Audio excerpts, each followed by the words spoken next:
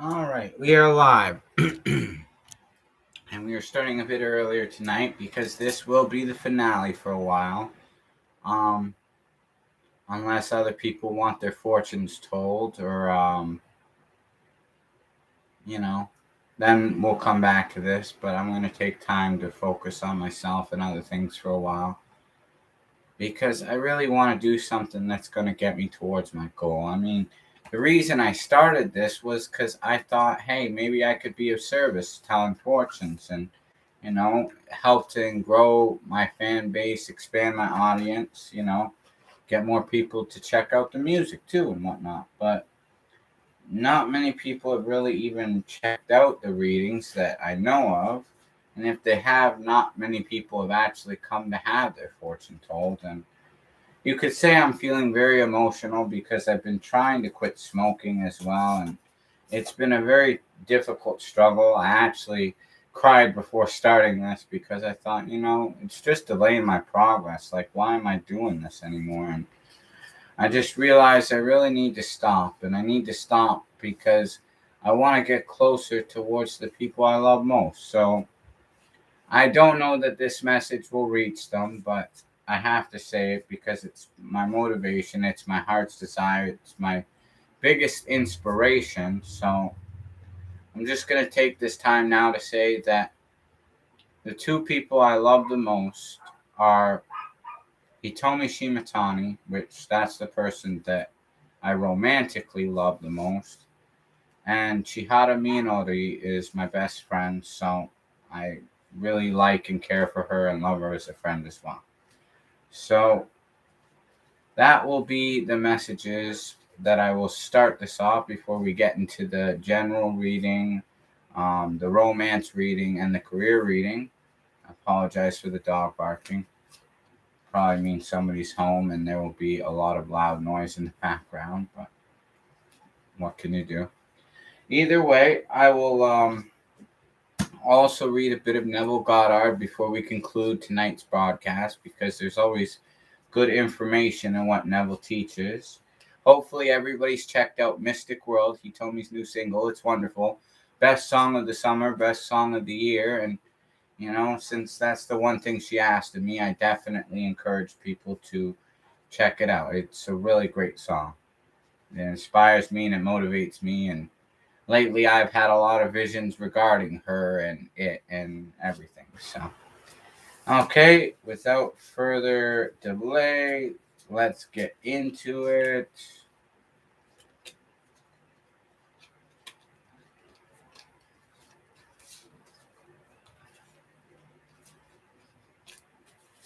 All right, I think these are shuffled enough.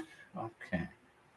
So the first five cards are regarding general future, we'll do. Okay. Hmm.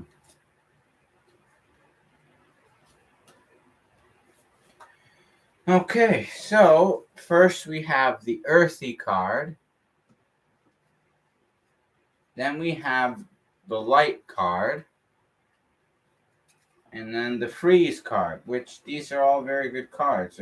Basically, once I overcome where I feel like I'm stuck, I'm frozen right now, and I find my inner strength, my true light will shine. We also got the lock card, which means in this case tied in with the other ones to like really stay locked down to the ideas that I desire and the goals and not to sway in my persistence. And the love card, which means that, love is on the way as a result of all this. So that's a very good sign. Hope for love in the future as long as I don't buckle under pressure here. That's very positive. And then, okay, great Clow cards of Clow read. Reveal to me any other message you may have from within these cards. Veris. Okay.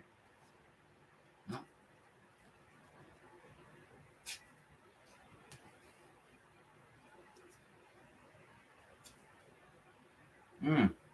All right, so the first card we got was the fiery, which means there's a lot of passion, a lot of heat. The snow, which, as I mean, it's sort of like a change of seasons, as long as it's not hindered.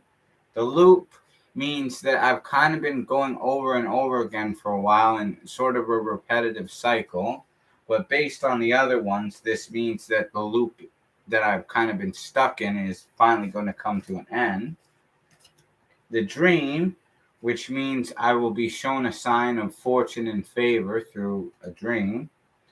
And the sleep, which ties into when I will receive sort of the vision or the dream of my desire. All right. These are all very good.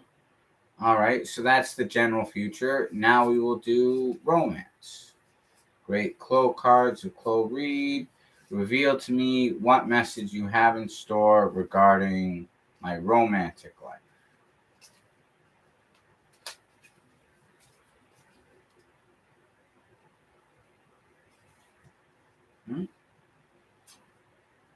Huh? Okay. Very interesting so far. Huh? Okay. All right. So we got the fight card, which means I have to fight for my love. Flow means that it's a love that really makes me rise above the rest. The sword, which indicates personal power. The Sakura card, meaning I am the hero of my own story and I am in control of the outcome, despite what appears. And the song card, there is music involved regarding the romance, which is very true. I've seen signs of that on both ends. At least I believe so. So that's very good as far as romance. Now, career, release.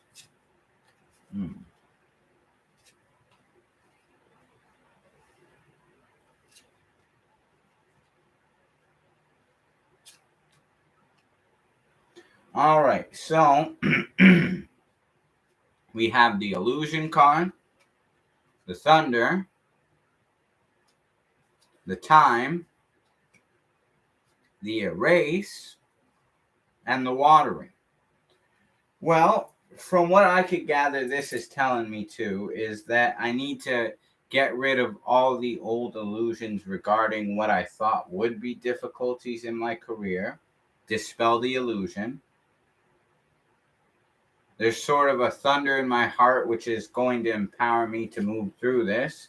The time means it's only a matter of time until things actually start moving forward. And the erase ties into the illusion, erase all the misconceptions of the past. The watery symbolizes too, to go with the flow. And everything will be so. So these are all very good as far as a career reading, very positive.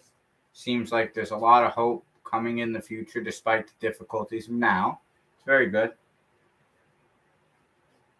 So, yeah, if anybody does want their fortune told while we are in the middle of this broadcast, all you have to do is comment gender, zodiac, and if you'd like general future, romance, or career, and I will tell your fortune.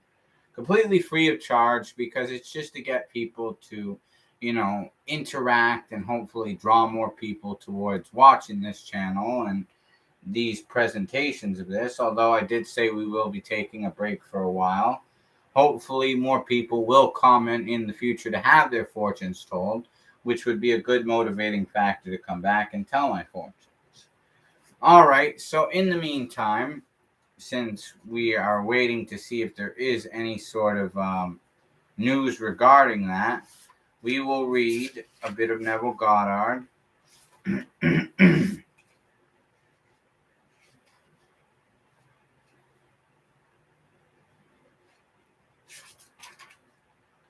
Let's see, what would be a good one to read today? All right. Well, since we open up to this, I think we're going to read this one. The chapter 4 of his book, Out of This World, No One to Change But Self. And for their sakes I sanctify myself, that they also might be sanctified through the truth. The ideal we serve and strive to attain could never be evolved from us were it not potentially involved in our nature. It is now my purpose to retell and to emphasize an experience of mine printed by me 2 years ago. I believe these quotations from the search will help us to understand the operation of the law of consciousness and show us that we have no one to change but self. Once in an idle interval at sea, I meditated on the perfect state and wondered what I would be were I of too pure eyes to behold iniquity, if to me all things were pure, and were I without condemnation. As I became lost in this fiery brooding, I found myself lifted above the dark environment of the senses. So intense was the feeling, I felt myself a being of fire, dwelling in a body of air.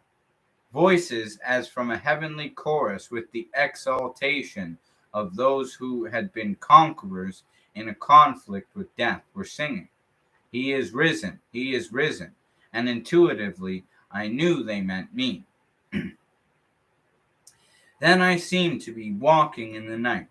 I soon came upon a scene that might have been the ancient pool of Bethesda, for in this place lay a great multitude of impotent folk, blind, halt, withered, waiting not for the moving of the waters as of tradition, but waiting for me. As I came near, without thought or effort on my part, they were one after the other molded as by the magician of the beautiful. Eyes, hands, feet, all missing members were drawn from some invisible reservoir and molded in harmony with that perfection which I felt springing within me. When all were made perfect, the chorus exulted, "It is finished." Then the scene dissolved and I awoke. I know this vision was the result of my intense meditation upon the idea of perfection, for my meditations invariably bring about union with the state contemplated. I had been so completely absorbed within the idea that for a while I had become what I had contemplated, and the high purpose with which I had for that moment identified myself through the companionship of high things and fashioned the vision in harmony with my inner nature. The idea with which we are united works by association of ideas to awaken 1,000 moods to create a drama in keeping with the central idea. My mystical experiences have convinced me that there is no way to bring about the outer perfection we seek other than by the transformation of ourselves. As soon as we succeed in transforming ourselves, the world will melt magically before our eyes and reshape itself in harmony with that which our transformations affirms. In the divine economy, nothing is lost. We cannot lose anything save by descent from the sphere where the things has its natural life. There is no transforming power in death, and whether we are here or there, we fashion the world that surrounds us by the intensity of our imagination and feeling, and we illuminate or darken our lives by the concepts we hold of ourselves. Nothing is more important to us than our conception of ourselves. Especially is this true of our concept of the dimensionally greater one within us. Those who help or hinder us, whether they know it or not, are the servants of that law which shapes outward circumstances in harmony with our inner nature. It is our conception of ourselves which frees or constrains us, though it may use material agencies to achieve its purpose. Because because life molds the outer world to reflect the inner arrangement of our minds, there is no way of bringing about the outer perfection we seek other than by the transformation of ourselves. No help cometh from without. The hills to which we lift our eyes are those of an inner range. It is thus to our own consciousness that we must turn as to the only reality. the only foundation on which all phenomena can be explained. We can rely absolutely on the justice of this law to give us only that which is of the nature of ourselves. To attempt to change the world before we change our concept of ourselves is the struggle against the nature of things. There can be no outer change until there is first an inner change. As within, so without. I am not advocating philosophical indifference when I suggest that we should imagine ourselves as already that which we want to be, living in a mental atmosphere of greatness rather than using physical means or arguments to bring about the desired change. Everything we do, unaccompanied by a change of consciousness, is but futile readjustment of the surfaces. However we toil or struggle, we can receive no more than our assumptions affirm. To protect against anything which happens to us is to protest against the law of our being and our rulership over our own destiny.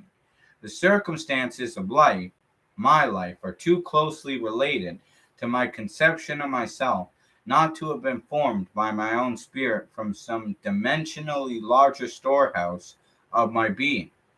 If there is a pain to me in these happenings, I should look within myself for the cause, for I am moved here and there and made to live in a world in harmony with my concept of myself. Intense meditation brings about a union with the state contemplated, and during this unison or union, we see visions, have experiences, and behave in keeping with our change of consciousness. This shows us to a transformation of consciousness will result in a change of environment and behavior. All wars prove that violent emotions are extremely potent in precipitating mental rearrangements. Every great conflict has been followed by an era of materialism and greed in which the ideals for which the conflict ostensibly was waged are submerged. This is inevitable because war invokes hate, which impels a descent in consciousness from the plane of the ideal to the level where the conflict is waged. If we would become as emotionally aroused over our ideals as we become over our dislikes, we would ascend to the plane of our ideal as easily as we now descend to the level of our hates. Love and hate have a magical transforming power, and we grow through their exercise into the likeness of what we contemplate. By intensity of hatred, we create in ourselves the character we imagine in our enemies. Qualities die for want of attention, so the unlovely states might best be rubbed out by imagining beauty for ashes and joy for mourning, rather than by direct attacks on the state from which we would be free. Whatsoever things are lovely and of good report, think on these things, for we become that which we are on report. There is nothing to change but our concept of self. As soon as we succeed in transforming self, our world will dissolve and reshape itself in harmony with that which our change affirms. That's the rest of that. So yeah, I will actually go get some water. I will be back in a moment. But especially since this is the last episode for a while, if anybody does tune in live, please comment as the description lets you know. Gender, zodiac, and if you'd like a fortune told regarding general future, career, or romance, and I will do it. Actually, I might as well wait. We might actually cut this program a little shorter than normal too if nobody does join in, because there's not really as much to say tonight. Other than I would just restate again that I really do love you, Hitomi-chan. Daisuki Chihara-chan. Because you're my best friend and I appreciate you always hearting my comments and giving me support. As for the S.O.S. Brigade, I do apologize for the delay with the fourth album. It was supposed to be released on July 7th, but I've still not even heard a response from TuneCore about what's going on. So I don't know when it's going to come out. I'm just trying to trust with faith that things will work out the best way possible despite all the tests I'm going through right now. And I would advise everybody to do that. It's always darkest before the light of dawn, as they say, right? So hopefully that means some really good things are coming my way as a result of all this.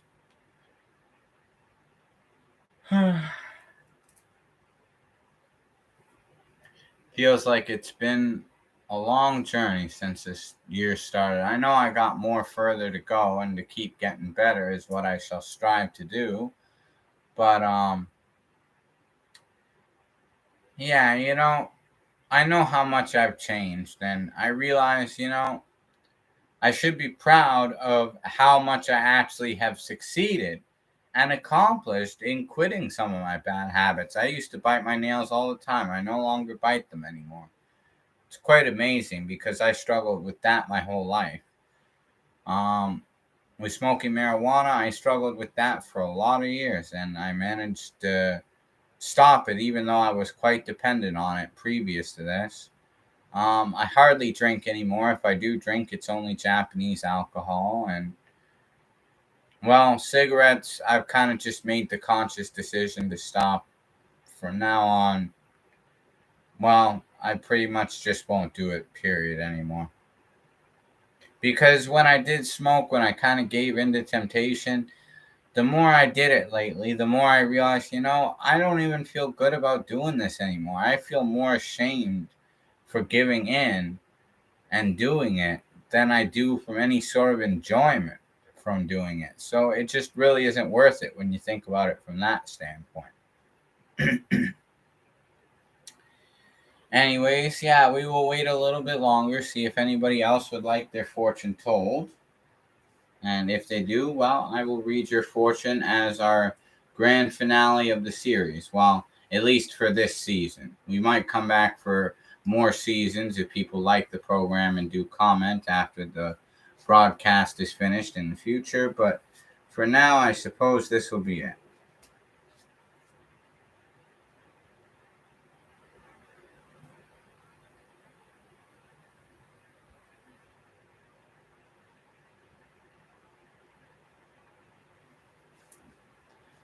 Well, one thing I can say too is that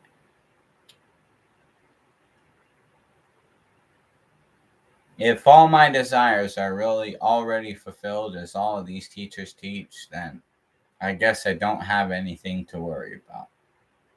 That this is all part of the plan. Even if I don't understand everything, it will all make sense when I see the fruits of the tree. But the tree is already grown, it's already revealed its fruits to me on some level, despite what my senses or logical reasoning would tell me. So I have to just stay faithful to that.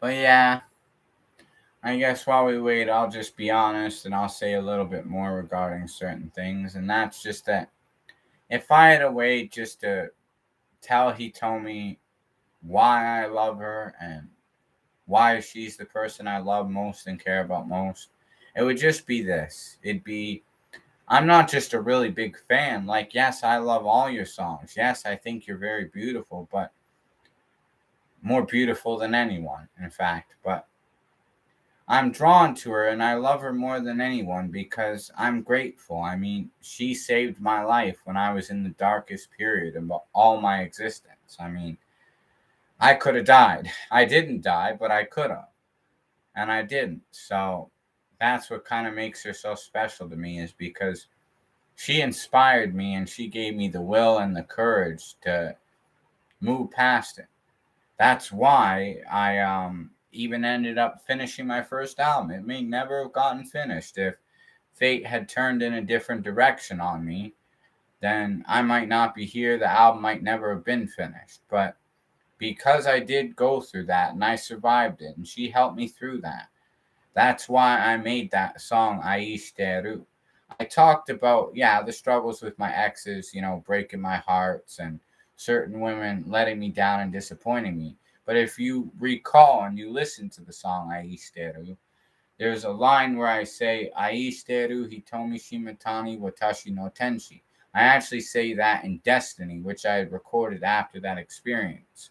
And that is why, like, I made that line, is because despite how all other women did, like, I unconditionally love Hitomi because she saved my life in the darkest moment of my life. That's why Aishiteru really is about her. That's why there's many references to her. Her songs, Perseus and Dragonfly, they're actually all referenced in Aishiteru, and the chorus itself is kind of dedicated to her. Aishiteru Nihon no hime arigato kamisama naze. Thanking God because, she was the one that saved me. And if I had any way to tell her, like directly tell her that she'd understand my feelings, I will do my best until the chance presents itself. But hopefully somehow, some way out there in this universe, my feelings have already been conveyed to her. That's what I hope and ask for with God from now.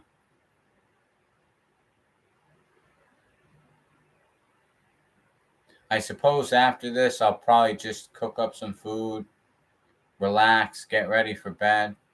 It's not really much else on the agenda other than completing this final episode of the show. I didn't hear anything back from that manager that I actually thought was real professional, and now he's kind of just leaving me hanging, so. It is what it is, though. And hey, at least on the bright side, I know better. I wouldn't invest in such a thing again, knowing that I, would put that money out there and really gain nothing for it. I mean, the way I see it, if he wanted any more money from me, he'd have to at least do something. And so far, he's done really nothing. So it is what it is. Now, I might have talked about this before. If not, I will talk about it briefly while we wait for the conclusion of the program. And that's actually that I had started writing my own book. I have gotten so far to chapter 7. And, well, it's coming along good. It's been about my spiritual journey this year and all the knowledge I've really learned, plus a lot of my visions and personal feelings along the way. It's definitely been interesting.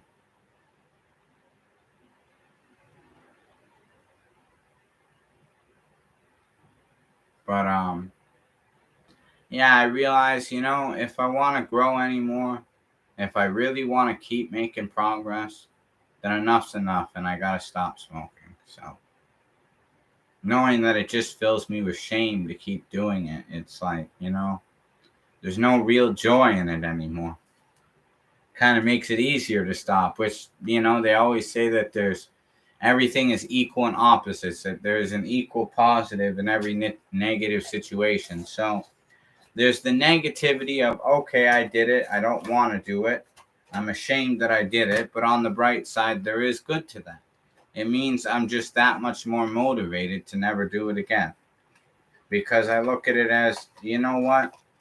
I would want to live a long, happy life as much as possible for Hitomi. Because it might seem strange whether she understands my feelings or not. But I'd always want to be able to give my love unconditionally and, watch after her, watch after all the great music she'll make and cheer her on and support her. And with unconditional love, you love somebody whether you get anything back in return.